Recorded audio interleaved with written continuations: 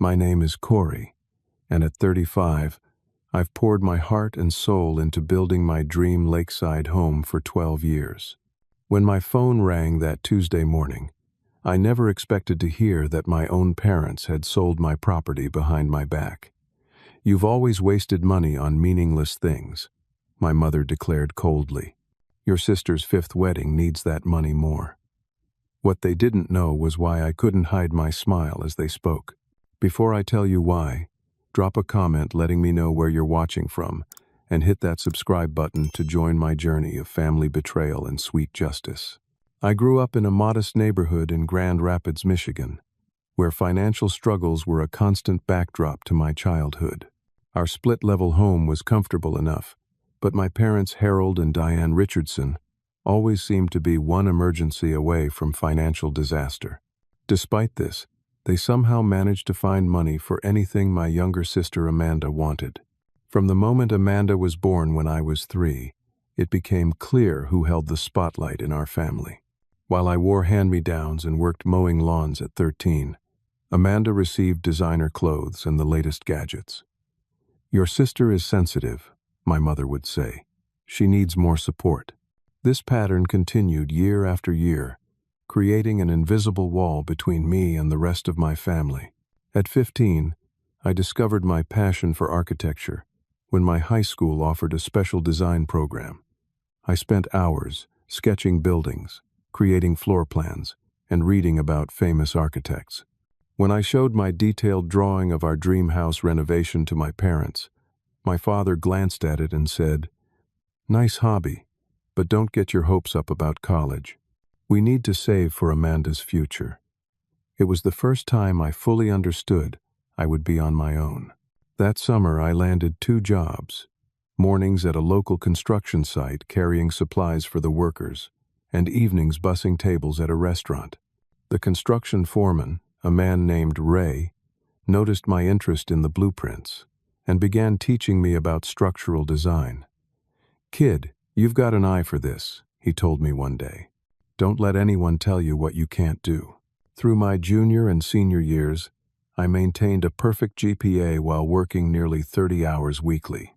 My parents rarely attended my academic award ceremonies, as they conflicted with Amanda's dance recitals or cheerleading competitions. When I received a partial scholarship to the State University's architecture program, my mother's response was, "That's nice, but you'll still need to pay for most of it." Amanda might want to attend that prestigious arts school in New York. I moved into a tiny campus apartment with 3 roommates and worked at the university library, a cafe, and as a teaching assistant to cover tuition and expenses. While other students partied on weekends, I studied and picked up extra shifts. When Amanda dropped out of her first college after 1 semester, my parents paid for her to attend a different school, which she also quit within months. During my final year, I landed an internship at Westbrook Associates, a respected architectural firm in the city. They offered me a full-time position upon graduation, and for the first time, I felt my hard work was paying off. At my graduation ceremony, my parents arrived late and left early for Amanda's 3rd college orientation. "I'm proud of you, son," my father said briefly before they departed. It was the closest thing to approval I'd received in years. For the next 2 years, I lived frugally in a small studio apartment near the firm. I brought lunch from home, rarely went out, and put nearly 70% of my salary into savings. My colleagues nicknamed me the monk for my disciplined lifestyle, but I had a vision that sustained me through the lonely weekends and long hours. At 23, during a work trip to northern Wisconsin, I stumbled upon a 3-acre lakefront property with pine forests and breathtaking views. The land was reasonably priced due to its remote location, and something inside me knew this was it, the place where I would build my own masterpiece. When I called my parents to share my excitement about finding the perfect property, my mother sighed. "Corey, that sounds like a waste of your savings. Amanda needs help with her tuition for her new program. Can you spare anything for your sister?" Despite their lack of support, I put in an offer the next day. When it was accepted, I drove alone to the property, and stood on what would become my front porch, watching the sunset over the lake. For the first time in my life, I felt true ownership of something beautiful. This was mine, earned through my own hard work and determination. No one could take that feeling away from me. As I signed the final paperwork for the land purchase, I made a promise to myself. I would build my dream here, board by board if necessary, no matter how long it took. The building journey that followed would span the next 12 years of my life. While maintaining my position at Westbrook Associates, where I gradually climbed to senior architect, I dedicated every spare moment to my property. During that first spring, I purchased a used trailer and placed it on the land, creating a rustic but functional weekend home. Each Friday after work, I'd make the 3-hour drive north, arriving well after midnight, just to wake at dawn and work until Sunday evening. The drive home was always bittersweet, exhausted but fulfilled, knowing I was building something meaningful. The property needed substantial clearing before any construction could begin. For 3 months straight, I felled trees, removed stumps, and leveled ground, saving the best timber for future use in the house itself. My hands grew calloused, and my back ached constantly. But the physical labor was strangely therapeutic after days spent at a computer designing buildings for wealthy clients. One Saturday morning, as I struggled to remove a particularly stubborn stump, an older man approached from the neighboring property. "You're going about that all wrong, son," he called out, leaning on a walking stick. The man introduced himself as Marcus Holloway, a 70-year-old retired contractor who owned the cabin half a mile down the shoreline. Without hesitation, he showed me a more efficient technique for removing the stump, then stayed to help with 2 more. That evening, I invited him to share the simple meal I'd prepared on my camping stove. "What exactly are you planning to build here?" Marcus asked, studying my preliminary sketches by lantern light. I explained my vision for a modern cabin that honored traditional craftsmanship, large windows to capture the lake views, a stone fireplace as the heart of the home, exposed beams, and natural materials that would age gracefully. "Ambitious for a young fella working alone," Marcus observed, but there was admiration in his tone. "Tell you what, I've got nothing but time these days. I could show you some tricks of the trade if you're interested." Marcus became not just a mentor, but a true friend. Twice weekly, he'd arrive with his old pickup truck full of tools, patiently teaching me everything from foundation work to framing. "I never had a son to pass these skills to," he told me once. "Guess you showed up at the right time." Progress was painfully slow. I created detailed blueprints during winter months, when weather prohibited site work. Each spring brought new challenges: permit issues, material shortages, or unexpected costs that forced me to pause and save more. 4 years in, with only the foundation and partial framing complete, a devastating storm hit the area. I received a call from Marcus at 3 in the morning. "It's bad, Corey. Really bad." His voice cracked over the phone. I drove through the night, heart pounding, to find portions of the frame collapsed and water damage throughout the site. For the first time, I considered giving up. Sitting amidst the wreckage, I called my parents, seeking not financial help, but simple emotional support. "These things happen for a reason," my mother said dismissively. "Maybe it's a sign to sell the land and help your sister with her wedding to Brandon. The venue she wants is quite expensive." Brandon was Amanda's second fiancé. The first marriage had lasted 8 months.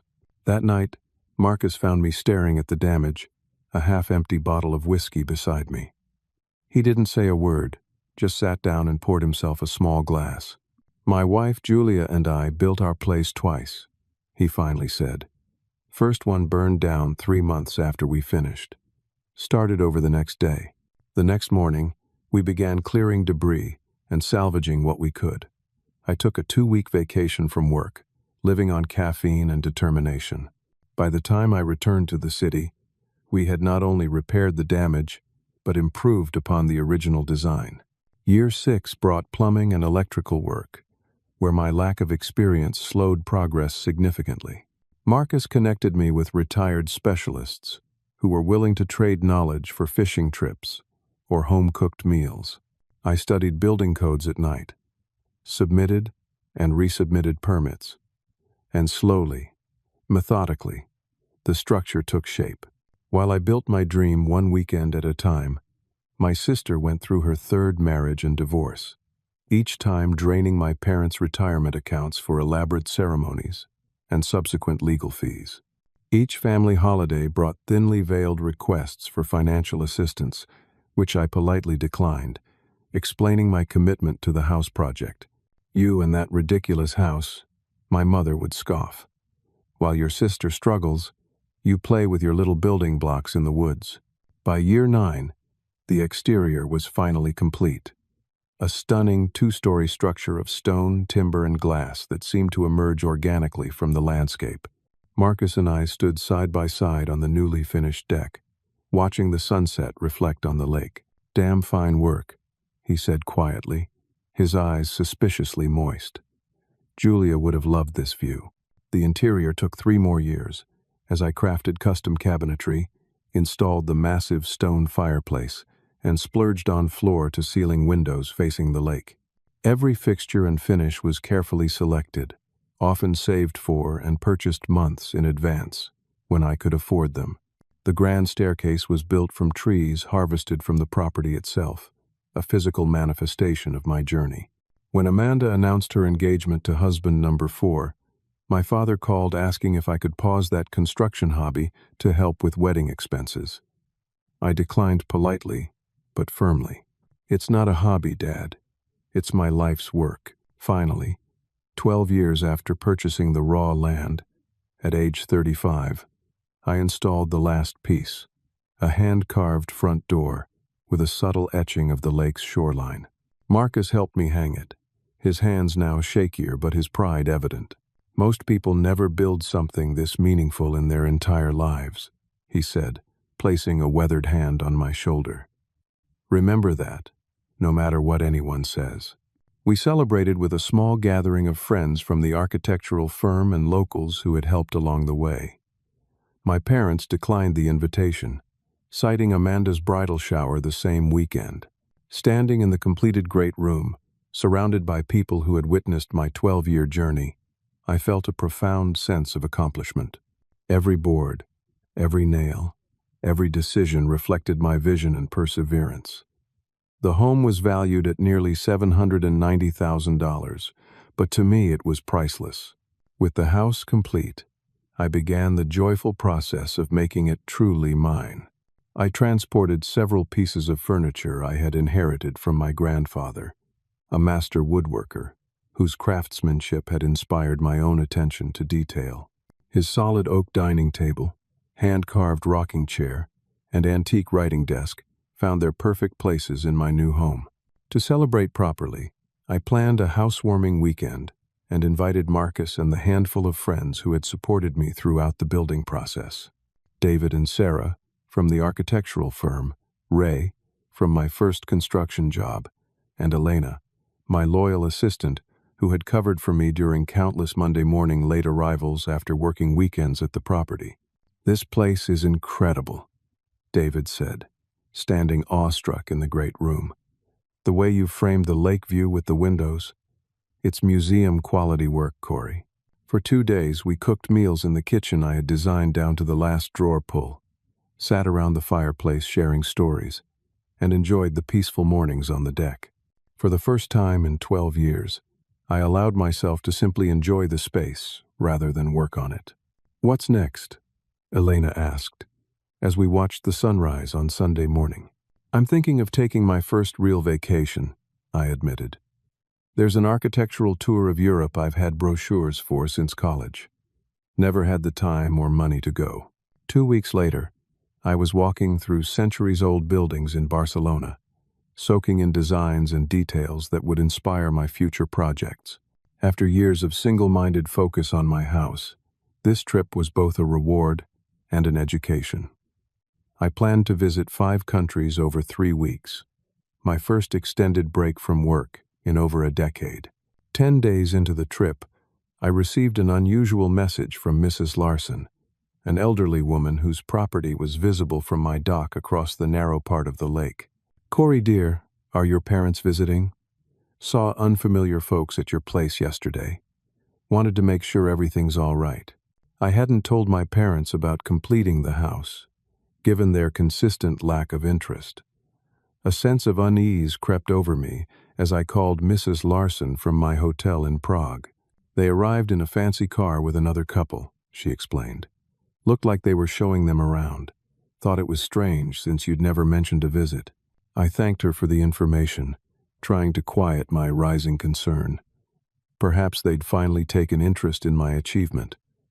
But why not call me first? The next morning, I received another troubling message, this time from Marcus. "Some realtor was taking photos of your property yesterday. Said she had permission." That true? A cold feeling settled in my stomach. I called Marcus immediately. "Blonde woman. Drives a red SUV with the Lake Life Realty logo," Marcus described. When I questioned her, she said the owners had contracted her to explore market options. Didn't sound right to me. I checked my email and found nothing from any realty company. My calls to my parents went straight to voicemail. That evening, I received a peculiar text from my sister. Mom and Dad finally solving their retirement problems. Good news coming soon. Something was very wrong. I cut my trip short, canceling the remaining countries and booking the first available flight back to the States. During the long journey home, I obsessively checked my bank accounts and property records online, but found no unusual activity. Still, the knot in my stomach tightened with each passing hour. Upon landing, I drove straight to the county records office instead of home. The clerk recognized me from my many visits during the building process. "Corey, back from Europe already? How was it?" "Unfortunately, cut short," I replied. "I need to check if there's been any recent activity regarding my property." Her smile faltered slightly. "That's odd," I thought. "Let me check the system." As she typed, I noticed her expression change from confusion to concern. "There's a pending transaction," she said quietly. "Filed 3 days ago. A title transfer application." My heart sank as she turned the monitor toward me. There it was. A request to transfer the deed of my property to a couple named Robert and Jennifer Blackwell. "This has to be a mistake," I stammered. "I never authorized any sale." The clerk pulled up the associated documents, revealing a power of attorney form, with what appeared to be my signature authorizing my father to act on my behalf in real estate matters. "Is this your signature?" she asked gently. I stared at the document in disbelief. The signature looked like mine, but I had absolutely no recollection of ever signing such a document. Then I remembered, 2 years ago, I had emergency appendix surgery. My parents had visited the hospital, and I'd signed several papers allowing them access to my medical information. Had they used that opportunity to obtain my signature for other purposes? On my way out, I quite literally bumped into a realtor in the hallway. A blonde woman, carrying a folder with the Lake Life Realty logo. "Sorry about that," I apologized automatically. "No problem at all," she smiled. "Wait, are you? Corey Richardson? What perfect timing. I was actually going to call you today to confirm the closing details on the Richardson property. The Blackwells are absolutely in love with the place." I froze, unsure how to respond. "What closing details?" She looked confused. "For the lake house sale. Your parents said you were traveling but had authorized them to handle everything. We're set to close this Friday." I mumbled something about checking my schedule and hurried away, my mind racing. They were 3 days away from selling my house, my 12 years of work, without my knowledge or consent. Before confronting my parents, I drove to the property to make sure it was still as I had left it. Everything looked untouched from the outside, but I noticed a sold rider had been attached to a real estate sign at the end of my driveway, a sign I had never authorized. Inside, small things were out of place. furniture slightly rearranged for showings, a stack of Lake Life Realty brochures on the kitchen counter, and most disturbingly, a detailed inventory of my grandfather's antique furniture. My phone rang. The screen showed Amanda calling. I answered with uncharacteristic abruptness. "What's going on with Mom and Dad selling my house?" There was a pause before she responded with feigned innocence. "Oh, you found out about that already? I thought you were in Europe until next week." "Amanda, answer the question." She sighed dramatically. "Look, they're just trying to secure their future, and help me out a bit. You know, Michael and I are planning something special for our wedding, and—" "Michael? What happened to husband number 4? We separated last month." "Keep up," she snapped.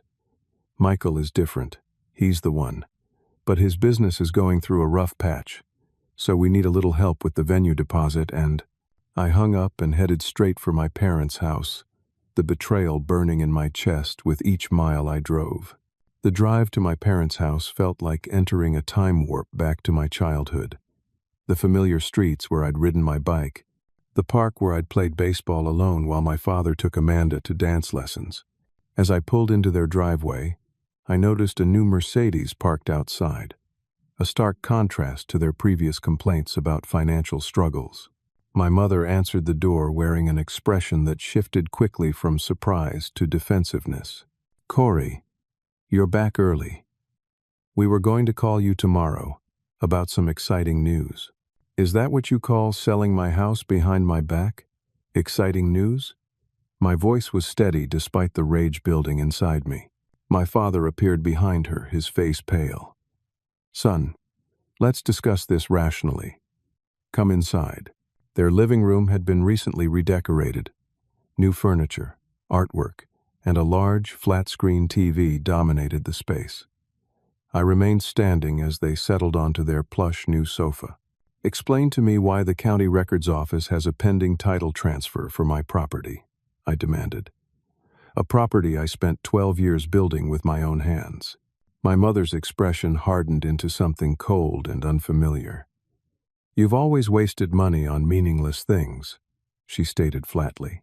"That ridiculous house sitting empty most of the time while you work in the city. We need that money to fund your sister's 5th wedding and secure our retirement." "5th wedding?" I echoed. "Amanda told me Michael was husband number 5. And how exactly is any of this your decision to make?" My father shifted uncomfortably. "We have power of attorney. After your appendix surgery, you forged my signature," I interrupted. "I never signed anything giving you authority over my property." "We modified an existing document," my father admitted quietly, "but only because we knew you wouldn't be reasonable about this. The family needs that money more than you need a vacation home." The casual way they justified their actions left me speechless. For a moment, I was transported back to every childhood disappointment, every missed performance, every time my achievements were dismissed while Amanda's failures were supported without question. "The Blackwells are a lovely couple," my mother continued, seemingly oblivious to the magnitude of their betrayal. "They're offering $750,000, nearly $40,000 more than the asking price. The market is hot right now. You listed my $790,000 property for less than its value?" I asked incredulously. "We needed to sell quickly," my father muttered. "The wedding venue required a substantial deposit to hold the date, and our financial advisor suggested—" "Your financial advisor suggested committing fraud?" I interrupted. My mother's eyes narrowed. "Don't be so dramatic, Corey. We're your parents. Everything we have has always been shared with this family. Except that's not true, is it?" I countered. "Nothing was ever shared equally. Amanda received endless support while I worked 3 jobs to put myself through college. I saved every penny for 12 years to build that house while you drained your retirement accounts funding her multiple weddings and failed business ventures." The front door burst open, and Amanda swept in with a thin, well-dressed man I assumed was fiancé number 5. "Is that my brother's car outside?" she called before spotting me. "Corey, perfect timing. Michael and I were just discussing the lakefront wedding concept. Your property would be absolutely perfect for... She stopped short, finally reading the tension in the room. He knows about the sale, my father explained wearily. Amanda's expression shifted from surprise to entitled indignation with remarkable speed. Well, it's about time you contributed something to this family, she snapped. Do you have any idea how stressful wedding planning is? The lakefront venue we want requires a $50,000 deposit. And that justifies stealing my house? I asked, my voice dangerously quiet. It's not stealing when it's family, my mother interjected. Your sister has struggled while you've been playing with your little building project. It's time you showed some consideration for others. Michael, to his credit, looked uncomfortable. Perhaps I should wait in the car, he murmured to Amanda, who gripped his arm possessively. Stay, she commanded. This concerns our future too. I took a deep breath, trying to process the surreal conversation. Show me this power of attorney document. My father hesitated before retrieving a folder from his desk drawer. Inside was the form I'd seen at the county office, along with what appeared to be a page from my hospital admission paperwork with my signature carefully cut and pasted onto the power of attorney document. This is a literal cut and paste job, I said in disbelief.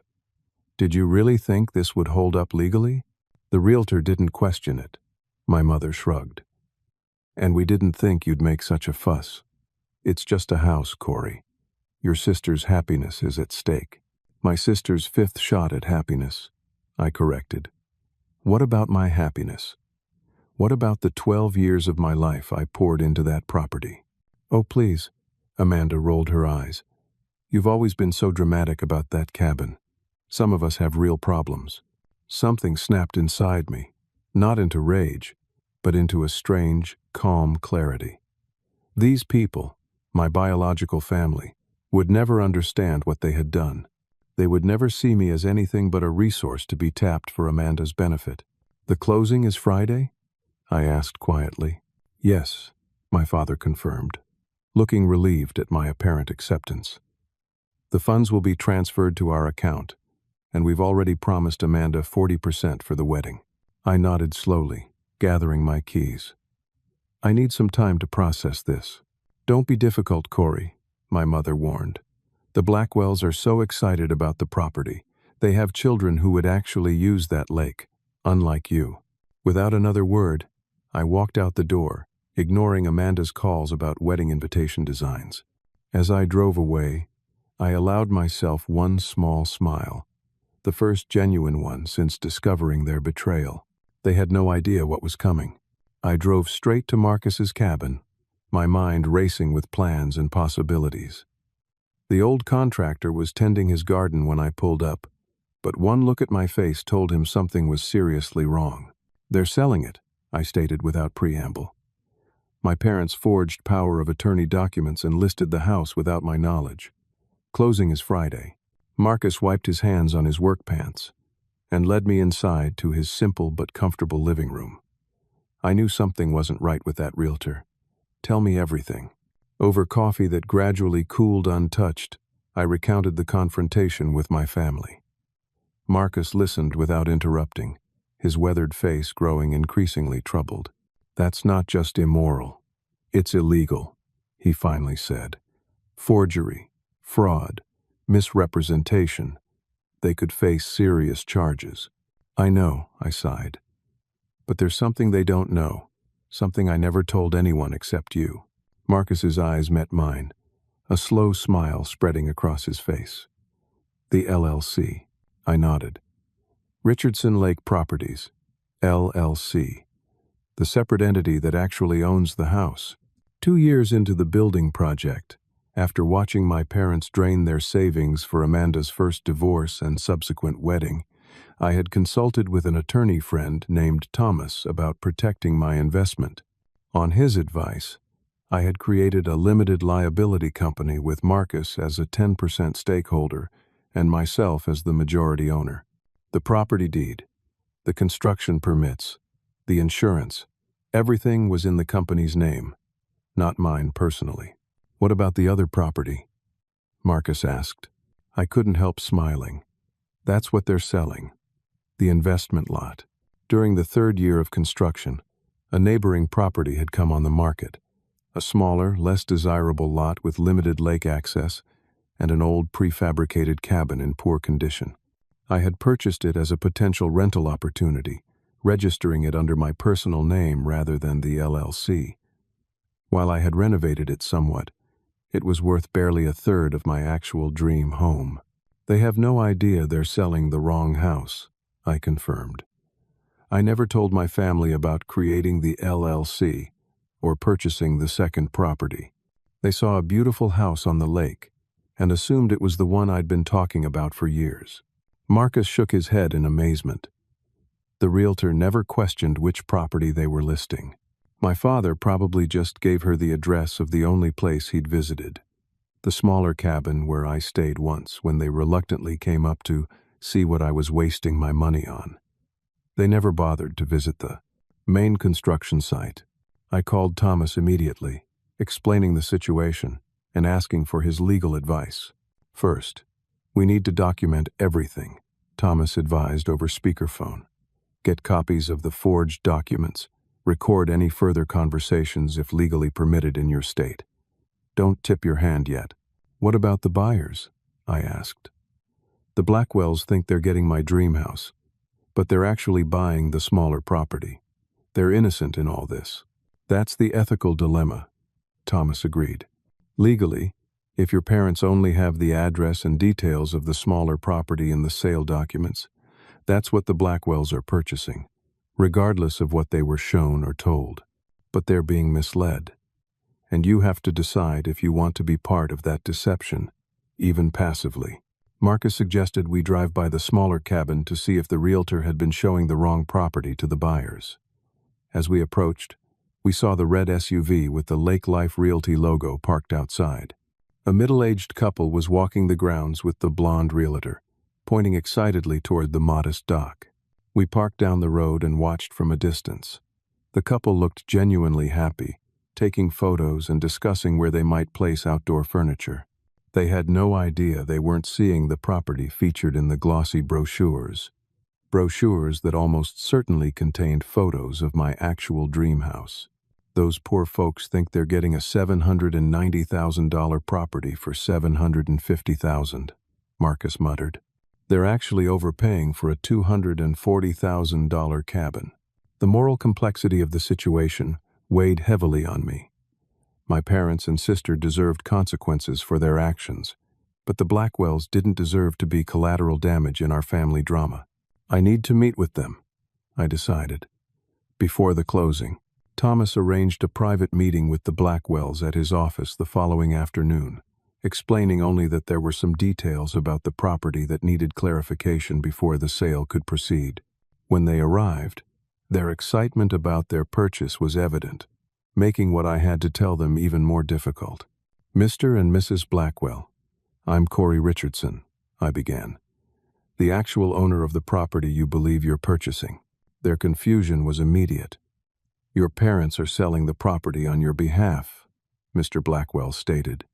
They showed us the power of attorney. That document is a forgery, I explained gently.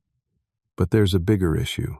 The property you were shown in the marketing materials and the one specified in your purchase agreement are not the same property.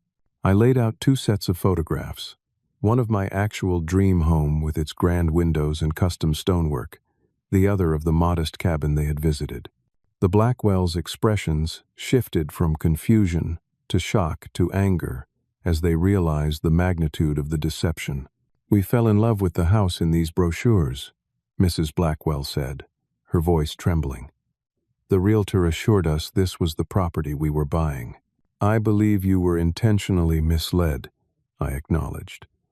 Not just by my family, but possibly by the realtor as well. The property you viewed, and the one specified in your contract, is worth approximately $240,000, not $750,000. Mr. Blackwell's face flushed with anger. This is fraud. We'll sue everyone involved. You would likely win such a lawsuit, Thomas interjected, but litigation could take years, and the property you actually want isn't legitimately for sale. I had been thinking about this dilemma since discovering my parents' scheme, and finally made a decision I hoped I wouldn't regret. "I have a proposal," I said. "If you're genuinely interested in the smaller cabin property, I'll honor the sale at its fair market value of $240,000. Or you can walk away from the deal entirely with no penalties, and I'll ensure your deposit is returned in full." The Blackwells exchanged a look, clearly processing this unexpected turn of events. "What about the house we thought we were buying? The one in the brochures?" Mr. Blackwell asked. "That property isn't for sale," I explained. "It's owned by a separate LLC, not by me personally. My parents had no legal right to sell it, and they didn't even realize they were listing the wrong property." After a lengthy discussion about their options, the Blackwells decided they needed time to consider their next steps. As they left Thomas's office, Mrs. Blackwell turned to me. "Your parents spoke so proudly of building this amazing lake house for the family," she said, confusion evident in her voice. "They talked about years of family vacations there." I couldn't help but laugh bitterly. They visited exactly once and complained the entire time about the drive. Every board, every nail in that house came from my own work and savings. As I left Thomas's office, I felt strangely light, as if a burden I'd carried since childhood was beginning to lift. My parents had tried to take everything from me, but their own inattention and disinterest in my life had become their undoing. They couldn't even identify which property was truly mine. Now, it was time for the final confrontation. Thomas suggested holding the confrontation on neutral territory, his law office downtown. He arranged for his paralegal to record the meeting and had prepared documentation showing both the forged power of attorney and proof of the actual ownership of both properties through the LLC. My parents arrived first, dressed formally, as if attending a routine closing. My mother's smile faltered when she saw me sitting at the conference table beside Thomas. "Corey, what is this about?" she asked. "The closing is supposed to be tomorrow." The Blackwells. "Please, have a seat," Thomas interjected professionally. "We have some important matters to discuss before any closing can occur." My father looked nervous, his eyes darting between Thomas and me. "Is this necessary? We have the power of attorney. Everything is in order." "That's precisely what we need to discuss," Thomas replied, sliding a folder across the table. "This contains evidence that the power of attorney document is a forgery, created by cutting and pasting Mr. Richardson's signature from his hospital admission forms." My mother's face paled, but she quickly recovered her composure. "That's ridiculous. Corey authorized us to handle his affairs." "I most certainly did not," I stated firmly. "But there's an even bigger issue at hand." The conference room door opened, and Amanda swept in with Michael trailing behind. "Sorry we're late," she announced without a hint of actual remorse. Wedding planner ran over. "Did we miss the money part?" "Amanda," my father warned. But she ignored him, dropping into a chair. "I just want to make sure our venue deposit is covered," she continued. "The lakefront setup requires specific." "There will be no venue deposit," I interrupted, "because there will be no sale. At least, not the one you're expecting." Thomas activated a projector, displaying property records on the wall screen. "This document shows that the property being sold, located at 527 Lakeshore Drive, is owned personally by Corey Richardson and is valued at approximately $240,000. My mother frowned. "That's not right. The house is worth nearly $800,000. "You're thinking of a different property," I explained. "The one I actually spent 12 years building is located at 815 Pinecrest Lane and is owned by Richardson Lake Properties, LLC, not by me personally." The color drained from my father's face as understanding dawned. "The big house on the North Shore. That's not the one we're selling?" "No," I confirmed. "You're selling the small investment cabin I purchased as a rental property. The one you visited once, 5 years ago, and complained about the whole time." Amanda looked confused. but the brochures have photos of a gorgeous modern house with huge windows. That's what the Blackwells are expecting. Exactly, Thomas interjected, which constitutes fraud. The realtor photographed one property but listed another. The Blackwells are considering legal action against everyone involved, including you. My mother's shock quickly transformed into indignation. This is absurd. If you created some sneaky company to hide assets from your family, I created the LLC on the advice of counsel, I interrupted, precisely because I was concerned about something like this happening. I've watched for years as you drained your savings for Amanda's repeated failures. I wasn't about to let that happen to my life's work. Amanda slammed her hand on the table. What about my wedding? Michael and I have already told everyone about the lakefront ceremony. Michael, who had remained silent until now, placed a restraining hand on her arm. Amanda, I think we need to understand the legal situation here. Thomas cleared his throat. The legal situation is this. Attempting to sell property through forged documents constitutes fraud and potentially grand theft. These are criminal offenses, carrying potential prison sentences.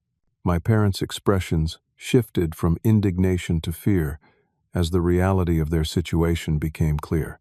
We never intended. My father began weakly. You intended to sell my property without my knowledge or consent, I stated flatly. You forged legal documents. You lied to the buyers about what they were purchasing. Your intentions were perfectly clear. Amanda began to cry, her familiar strategy when confronted with consequences. This is so unfair. You've always had everything while I struggled. One little house is nothing compared to— One little house? I echoed incredulously. I worked 3 jobs through college while you dropped out of 4 schools. I saved every penny for 12 years, building that house with my own hands, while you had 5 weddings funded by our parents. What exactly have I always had that you didn't? The room fell silent except for Amanda's theatrical sobbing. My father looked broken, while my mother's expression remained coldly defiant. What happens now? My father finally asked. Thomas outlined the options. Mr. Richardson could pursue criminal charges for the forgery and fraud. The Blackwells could pursue separate civil action for being misled about the property. Or we can resolve this privately, I finished. Here's what I propose.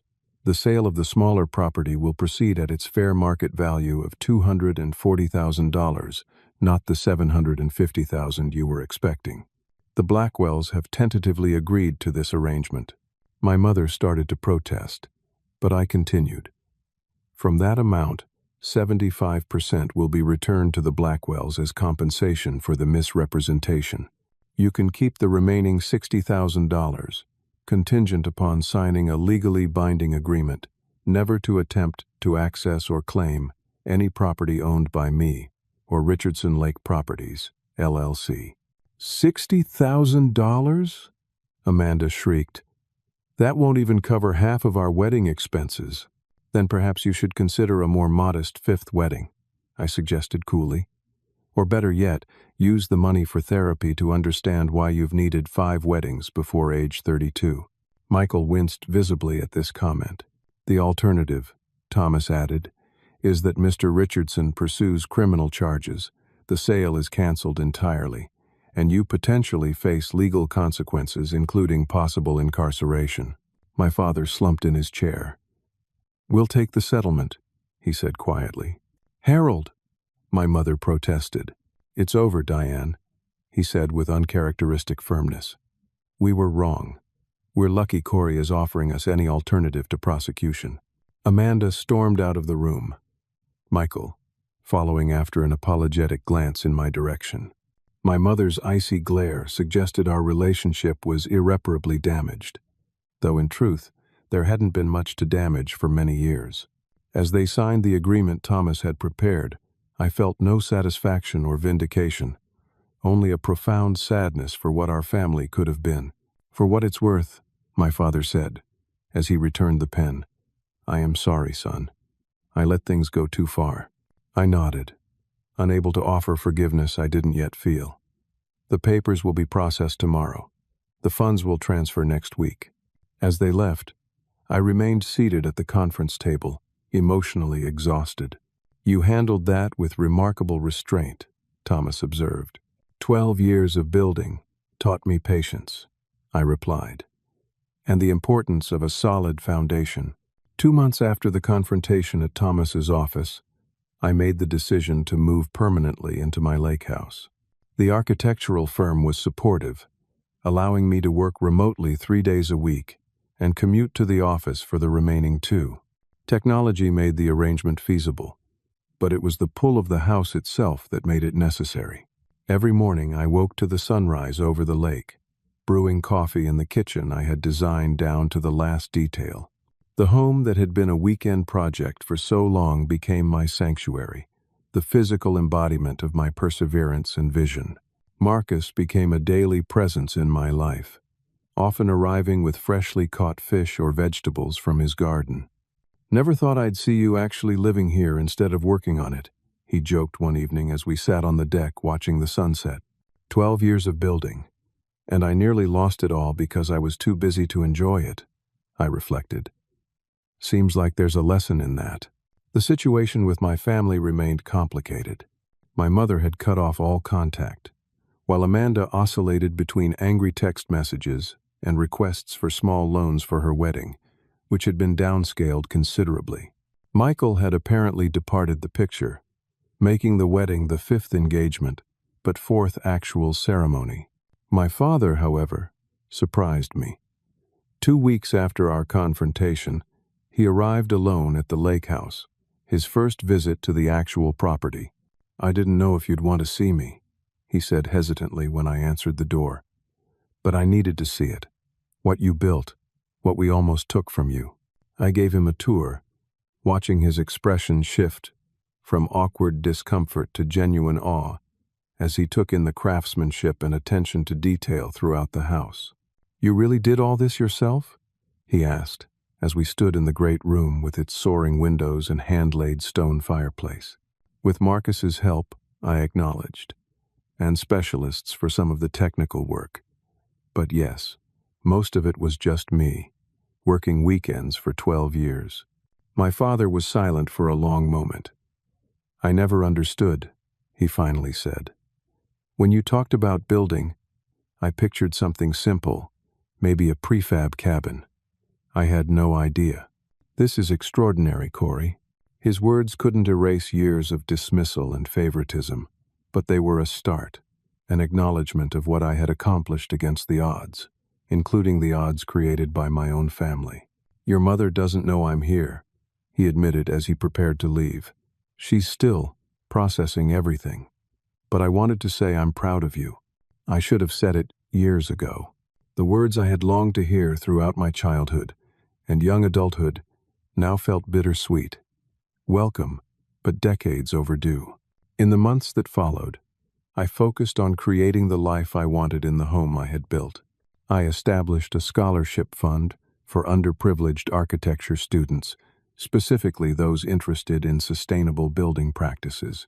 The first recipient was a young woman from my old neighborhood who reminded me of myself at that age, determined and resourceful despite limited support. Thomas became a regular visitor, often bringing legal work to review on the deck while I sketched designs. "Best office view in the state," he declared during one visit. "Almost makes me want to learn how to build something.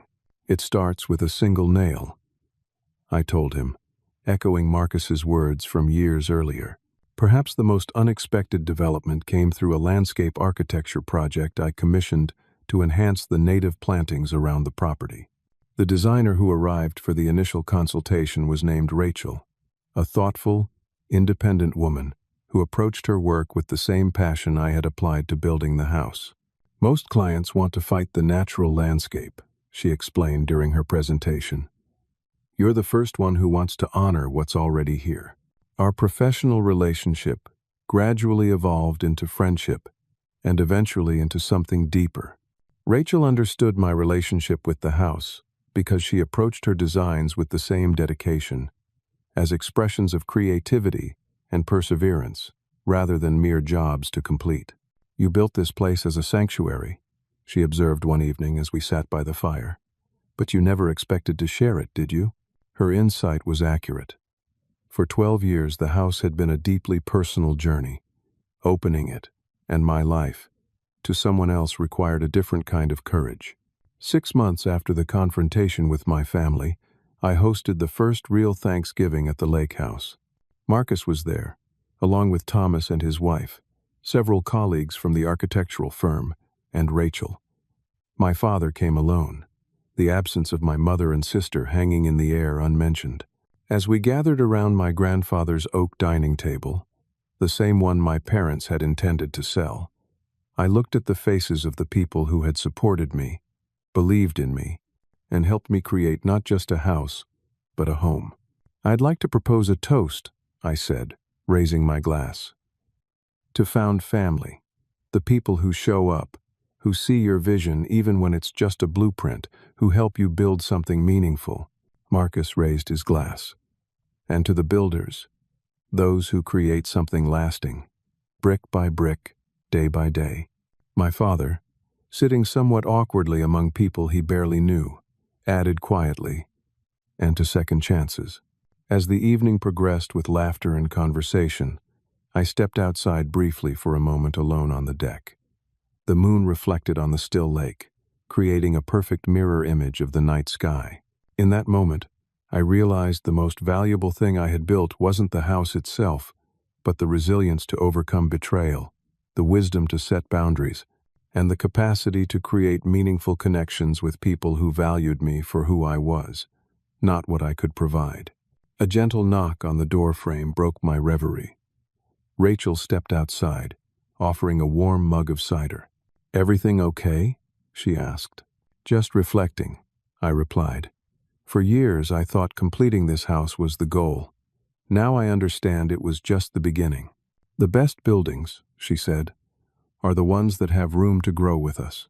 As we stood together watching the moonlight on the water, I felt a sense of peace I hadn't known was possible. The journey hadn't been what I expected.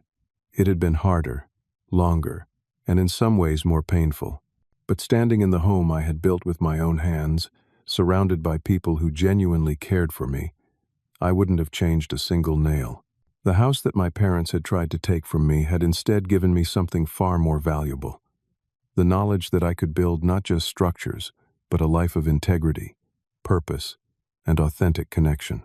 Have you ever had to protect something you worked hard for from people who didn't understand its value? I'd love to hear your stories in the comments below. And if this story resonated with you, please hit that like button and subscribe to join me for more real-life experiences about family, betrayal, and finding your own path. Remember, sometimes the most beautiful structures are the ones we build after others try to tear us down. Thank you for listening, and I'll see you in the next video.